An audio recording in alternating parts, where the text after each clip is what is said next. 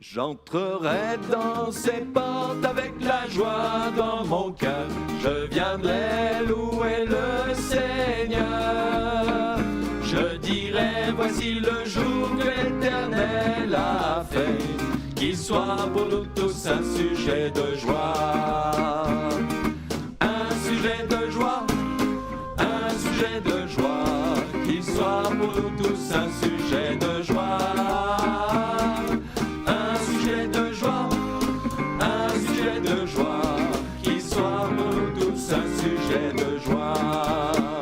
J'entrerai dans ces portes avec la joie dans mon cœur. Je viendrai louer le Seigneur. Je dirai, voici le jour que l'Éternel a fait. Qu'il soit pour nous tous un sujet de joie. Un sujet de joie. Un sujet de joie. Un sujet de joie. Qu'il soit pour nous tous un sujet de joie.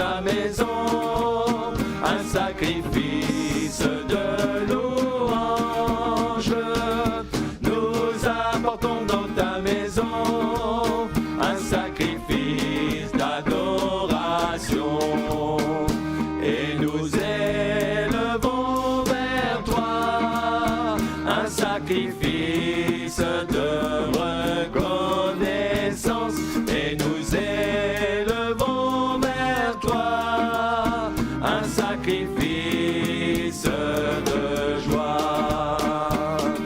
Nous apportons dans ta maison un sacrifice de louange. Nous apportons dans ta maison un sacrifice d'adoration. Nous apportons dans ta maison un sacrifice de louange. Nous apportons dans ta maison un sacrifice d'adoration et nous élevons vers toi un sacrifice de reconnaissance et nous élevons vers toi un sacrifice de joie. J'entrerai dans ces portes avec la joie dans mon cœur. Je viendrai louer le Seigneur. Je dirai, voici le jour que l'Éternel a fait. Qu'il soit pour nous tous un sujet de joie. Un sujet de joie, un sujet de joie. Qu'il soit pour nous tous un sujet de joie. Un sujet de joie, un sujet de joie. Qu'il soit pour nous tous un sujet de joie. Voilà, gloire au Seigneur.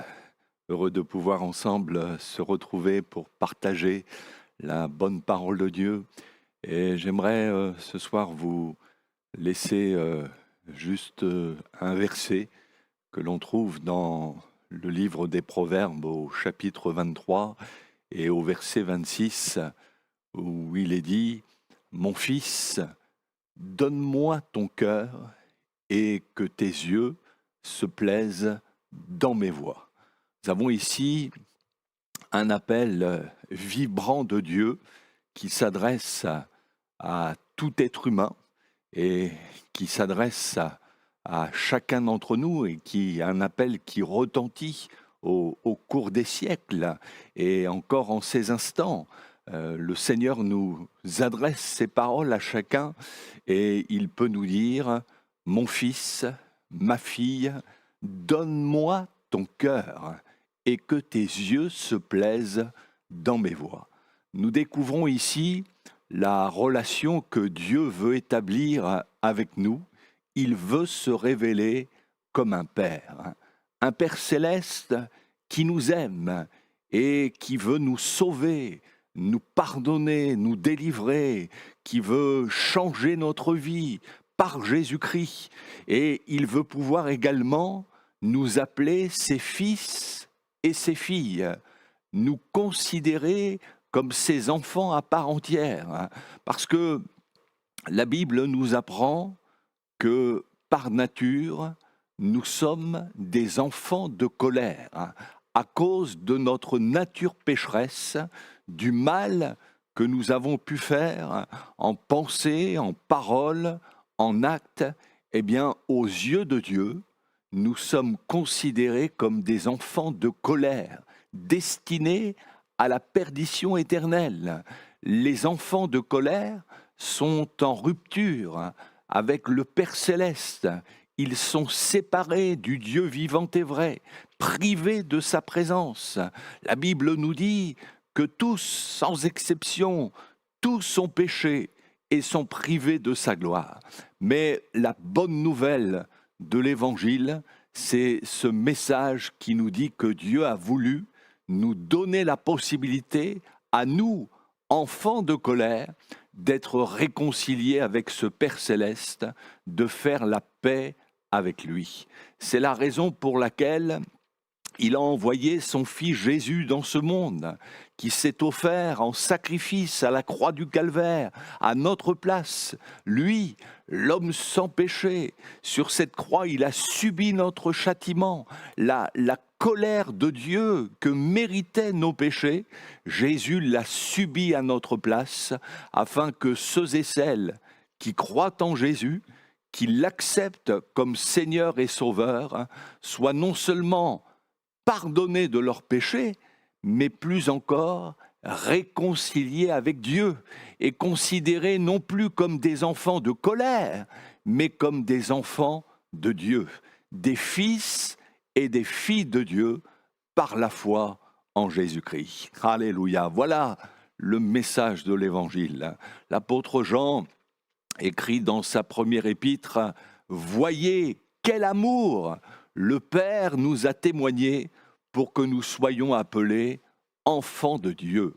Quelle grâce d'avoir Dieu pour Père, d'être considérés comme ses enfants. » La Bible ne parle pas d'un Père fouettard qui serait là que pour nous infliger des châtiments, mais il veut se révéler à nous comme un Père qui nous aime et qui veut prendre soin de nous.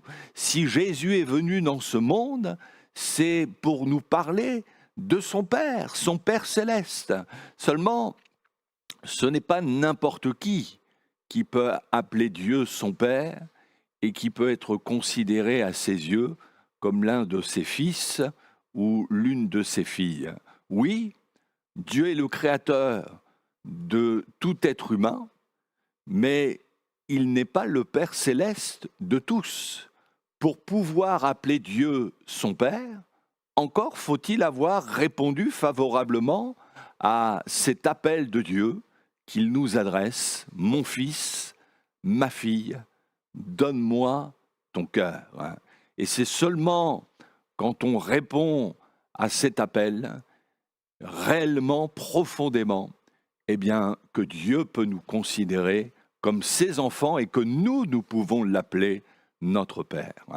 Alors, concernant cet appel, « Mon fils, ma fille, donne-moi ton cœur », bien sûr, quand la Bible parle du cœur, il ne s'agit pas de l'organe qui sert à réguler le sang dans notre corps, mais le cœur en tant que siège de nos sentiments, de nos affections, le centre de notre amour, ce qui constitue notre personnalité. Et s'il faut considérer le christianisme comme une religion, eh bien, nous pourrions dire que c'est avant tout une religion de cœur. Par définition, un religieux, c'est quelqu'un qui est relié à Dieu, non pas simplement avec son intellect, mais avant tout avec son cœur. Comme au jour de la Pentecôte, ceux qui ont entendu la prédication de l'apôtre Pierre, La Bible nous dit qu'ils ont eu le cœur vivement touché, littéralement le cœur transpercé par la parole de Dieu. Ça n'a pas été qu'émotionnel, mais ils ont eu un vif désir de mettre leur vie en règle avec le Seigneur. Ils ont obéi en se repentant et en se faisant baptiser. C'est ça le résultat de la parole de Dieu quand elle touche vivement notre cœur. C'est pas simplement émotionnel d'éprouver un peu de joie, mais il y a une œuvre en profondeur. Une véritable conversion commence toujours par un cœur profondément touché, remué par la parole de Dieu. Sinon, ce n'est qu'une conversion superficielle. La véritable Église, elle n'est pas composée de gens qui ont adhéré à une religion, même évangélique. Mais la véritable Église, elle est composée d'hommes, de femmes, de jeunes gens, de jeunes filles, qui un jour ont été profondément touchés dans leur cœur, réalisant à quel point Jésus les aime, lui qui a donné sa vie pour nous sur la croix, et qui ont été lavés, purifiés par son sang précieux. Jésus dit, quand j'aurai été élevé, j'attirerai tous les hommes à moi. Et quand il dit, quand j'aurai été élevé, il parle du moment où il est mort sur cette croix, où il a été élevé sur cette croix. Et Jésus veut nous attirer, veut pas nous traîner de force, mais il veut nous attirer à lui.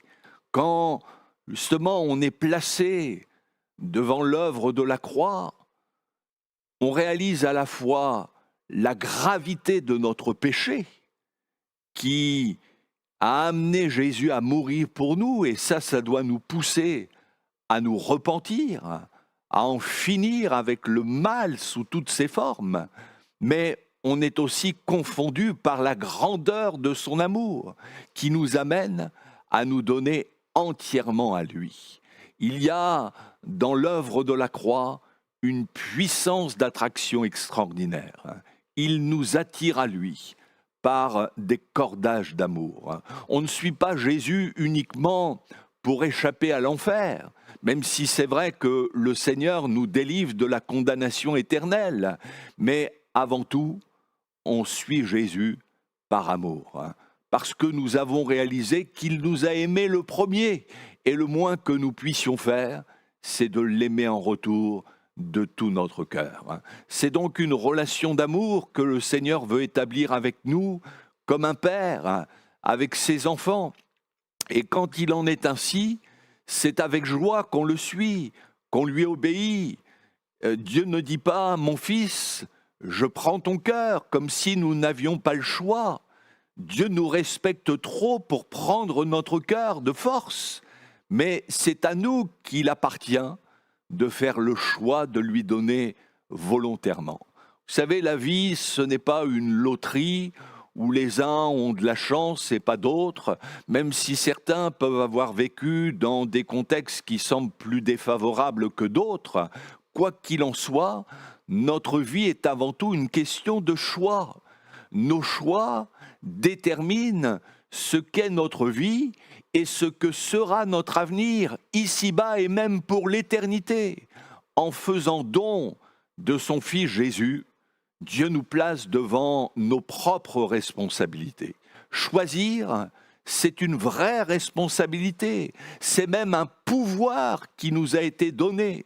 Si Dieu est tout-puissant et qu'il est capable de faire des choses glorieuses dans notre vie, il y a par contre une chose qu'il ne fera jamais, c'est de choisir à notre place. Ce pouvoir nous appartient. Nous sommes libres de garder notre cœur, de vivre pour nous-mêmes, ou nous pouvons faire le choix de nous abandonner à Dieu en lui donnant volontairement notre cœur. Mais sachons que notre choix déterminera notre place dans l'éternité, près de Dieu ou loin de lui, perdu pour l'éternité. Oui, tout est une question de choix. Et tout être humain, s'il le désire, est capable de faire cette démarche de foi et de lui dire, Seigneur, je te donne mon cœur, je te l'abandonne. Ça, c'est la plus belle prière et le meilleur choix que nous puissions faire. Et puissiez-vous, vous qui nous écoutez, faire également ce choix et dire, oui Seigneur, je te livre entièrement ma vie. Dieu ne veut pas que nous nous contentions simplement de lui prêter notre cœur, de lui offrir de temps à autre, quand ça nous plaît, quand ça nous arrange, uniquement quand tout va bien, et de le reprendre quand ça va mal, quand on est contrarié. Jésus ne veut pas être simplement un locataire, mais le maître et le Seigneur de notre cœur, que ce soit lui qui nous dirige à chaque instant de notre vie. Les évangiles nous rappellent que si Jésus est né dans une crèche, c'est parce qu'il n'y avait pas de place dans l'hôtellerie de Bethléem. Et ça, c'est l'image du cœur de l'être humain qui est bien souvent encombré d'une quantité de choses, d'idoles, de passions, de soucis, qui fait qu'il n'y a pas de place pour le Fils de Dieu. Posons-nous la question et posez-vous la question. Y a-t-il réellement une place pour Jésus dans l'hôtellerie de votre cœur? Non pas une petite place, mais puissiez-vous lui donner toute la place, parce qu'il en est digne. Et si Dieu nous demande notre cœur, c'est parce qu'il nous veut tout entier. Et rien d'étonnant à cela. Il est le premier qui s'est donné tout entier en la personne de son Fils Jésus. Dieu n'a pas fait semblant. Il n'a pas donné quelque chose de superflu, de dérisoire. Mais pour nous donner la possibilité d'être sauvés, il a donné son Fils unique, son Fils bien-aimé, celui en qui il a mis toute son affection, ce qu'il a de plus cher, de plus précieux. Vous savez, quand Jésus était en agonie sur la croix, mais le cœur de Dieu, le cœur de ce Père céleste était brisé, affligé.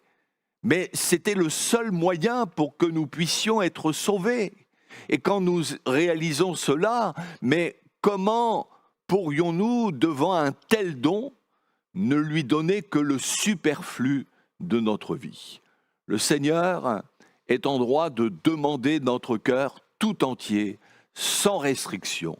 Jésus a rappelé le plus grand des commandements. On trouve ces paroles dans l'Évangile selon Matthieu au chapitre 22 et verset 34. Jésus dit, « Tu aimeras le Seigneur, ton Dieu. » Notons bien, tu aimeras non pas les bénédictions, les bienfaits de Dieu, ses grâces envers toi, parce que si nous aimons Dieu que pour ce qu'il nous donne, notre amour risque d'être variable.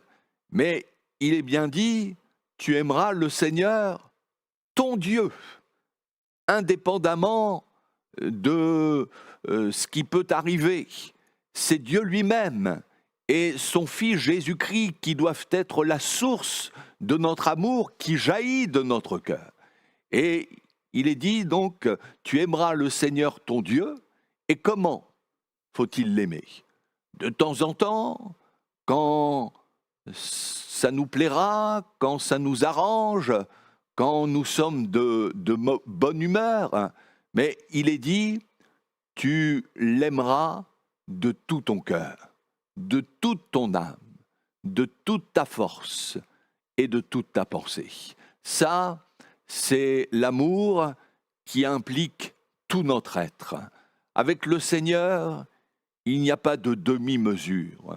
Nous ne pouvons pas l'aimer à moitié, parce que cela voudrait dire aussi qu'on est à moitié sauvé, à demi pardonné. Mais dans les choses de Dieu, il n'y a pas de demi-mesure. où nous sommes sauvés, où nous sommes perdus, où nous sommes pardonnés et nous le sommes vraiment, ou nous ne le sommes pas du tout. C'est pourquoi il importe d'aimer le Seigneur de tout notre cœur. Dieu peut nous dire en ces instants, mon fils, ma fille, ne me donne pas le superflu de ta vie, mais je veux de toi ce qu'il y a de plus profond. Je veux que tu me donnes ton cœur. Quand nous ne répondons pas favorablement à son appel, que nous nous trouvons toutes sortes de raisons pour ne pas nous engager, eh bien, son cœur de père est affligé. Vous savez, quand des enfants tournent le dos à leurs parents, qu'ils n'ont plus de contact, c'est difficile à vivre pour un père, pour une mère, quand il n'y a plus de contact avec un enfant. Il y a de quoi être profondément peiné. Eh bien, ce sont les sentiments que Dieu ressent en tant que Père quand nous ne répondons pas à son appel. Il en est profondément affecté parce qu'il voudrait tellement que nous rétablissions le contact avec lui. C'est seulement quand nous rétablissons la communion avec lui que son cœur de père se réjouit. D'ailleurs, Jésus donne cette parabole du fils prodigue qui est une merveilleuse illustration de l'accueil que Dieu veut nous faire. Ce fils qui s'était éloigné, qui avait vécu dans la débauche et qui va finir par rentrer en lui-même et décider de revenir vers son père. Et lorsqu'il décide de revenir, quand son père le voit de loin, il court à sa rencontre et il va l'entourer de ses bras et l'embrasser. Et voyez-vous, quand un homme, une femme, un jeune homme, une jeune fille répond à l'appel du Seigneur en lui donnant son cœur, il y a une joie intense dans le cœur de Dieu.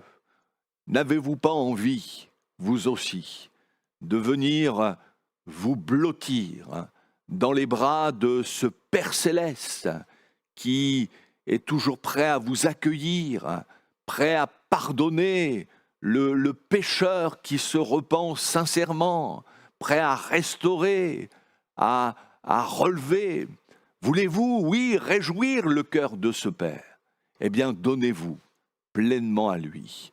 Dieu ne veut pas non plus que nous lui vendions notre cœur, du genre, Seigneur, si tu me donnes ceci ou cela, si tu me guéris, si tu exauces ma prière, si tu bénis mon foyer, eh bien je te donnerai mon cœur en retour. Ou encore, Seigneur, avec tout le bien que j'ai pu faire, je mérite que tu m'accordes ta faveur. Ça, c'est du marchandage. Et on ne marchande pas avec Dieu. On n'achète pas son amour. On ne peut pas non plus acheter son salut. Nous n'avons rien à vendre devant Dieu. La seule chose que nous puissions faire, c'est lui donner notre cœur. Car il n'y a que Dieu seul qui peut le changer. Vous savez, c'est dans notre cœur que se trouve la racine du péché, qui est la source, en fin de compte, de tous nos maux, de toutes nos souffrances. Et c'est là où il doit être éradiqué. Comme le dit si bien Jésus, dans l'Évangile selon Marc, au chapitre 7, verset 21, il dit « Car c'est du dedans, c'est du cœur des hommes que sortent les mauvaises pensées, les adultères, les débauches, les meurtres, les vols, les cupidités, les méchancetés, la fraude, le dérèglement, le regard envieux, la calomnie, l'orgueil, la folie, toutes ces choses mauvaises sortent du dedans, dit Jésus, et souillent l'homme. » Voyons que le Seigneur s'attaque aux problèmes de fond avant que cela se traduise par de mauvaises paroles, par de mauvaises actions. Le mal a germé avant tout au fond du cœur. c'est là où réside le péché. N'allons pas le chercher ailleurs, il se trouve au fond de notre cœur. Jésus dit bien, c'est du dedans, c'est du cœur. Et on peut tout changer autour de soi, on peut changer même de pays, mais si notre cœur n'a pas changé, les problèmes restent les mêmes. Et il n'y en a qu'un qui puisse changer notre cœur, c'est Jésus-Christ. Il n'y a que lui qui peut mettre en nous des sentiments nouveaux, sa paix, sa joie, qui peut faire de nous une nouvelle créature, nous changer en profondeur. Mais pour cela, eh bien, il faut répondre à cet appel vibrant de Dieu qu'il nous adresse encore en ces instants, qu'il vous adresse d'une manière personnelle. Mon fils, ma fille, donne-moi ton cœur et que tes yeux se plaisent dans mes voies. Ne restez pas en rupture avec Dieu. Ne restez pas séparés de lui dans cette position d'enfant de colère, mais décidez là en ces instants de répondre à son appel et ainsi de devenir enfant de Dieu. Et quelle grâce d'avoir Dieu pour Père. Oui, venez en ces instants vous blottir dans ses bras d'amour. Il vous attend depuis si longtemps. Ne restez pas dans une position de rupture, mais venez vous réconcilier avec Dieu, que son nom soit béni. On va se recueillir et prier le Seigneur, et vraiment en ces instants, de lui dire, oui Seigneur, je veux vraiment répondre à ton appel, je veux devenir ton fils, je veux devenir ta fille, je veux pouvoir t'appeler Père et me confier en toi pleinement. Ah Seigneur, oui, tu nous adresses encore et inlassablement cet appel de venir à toi. C'est vrai que tu es le Dieu créateur de toutes choses, mais tu veux plus encore te révéler à nous comme un Père céleste, un Père qui nous aime et qui est profondément affligé lorsque une de tes créatures reste loin de toi. Et je te prie pour que tous ceux et toutes celles qui entendent ce message, eh bien, puissent répondre à ton appel et devenir ton fils, ta fille, en répondant favorablement, en se repentant de leurs péchés et en devenant de nouvelles créatures. Oh, merci d'agir, Seigneur. Merci de te révéler encore en ces instants, dans le beau nom de Jésus. Amen. Que Dieu vous bénisse et à bientôt.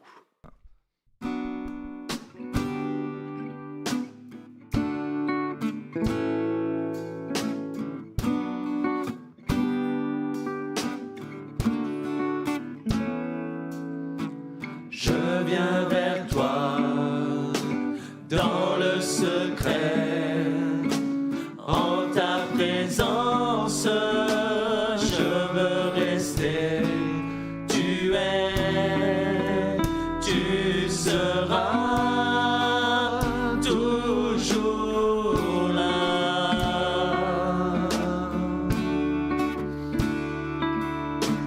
Tout contre toi, près de ton cœur, je peux entendre ta voix, Seigneur.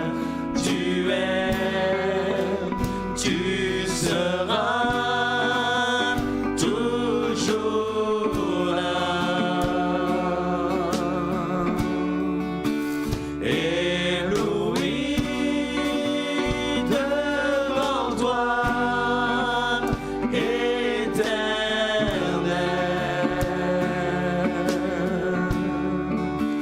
ébahi par l'amour de ton ciel. Je suis là à tes pieds, je viens t'adorer, je viens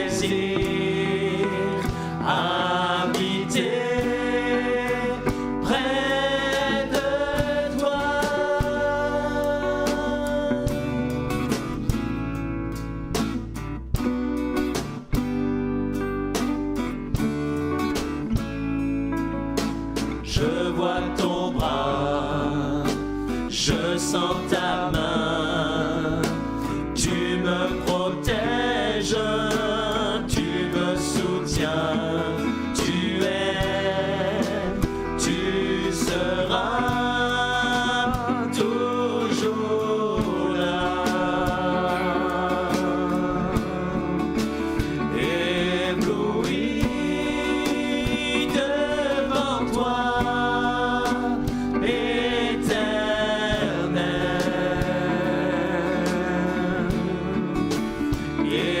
ébahi par l'amour de ton ciel.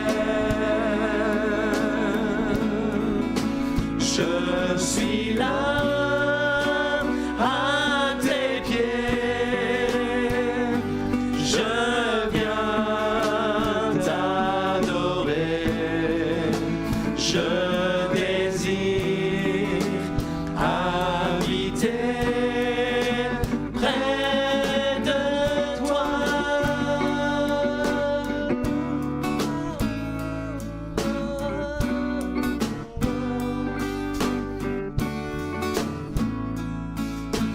Tu es ma lumière, en toi j'ai un Père heureux. Reçois ma prière.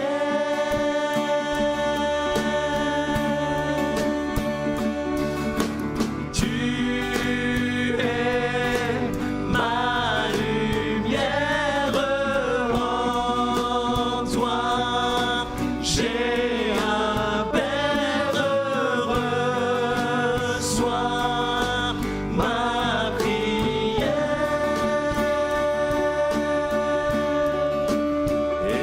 Ébloui devant toi, éternel.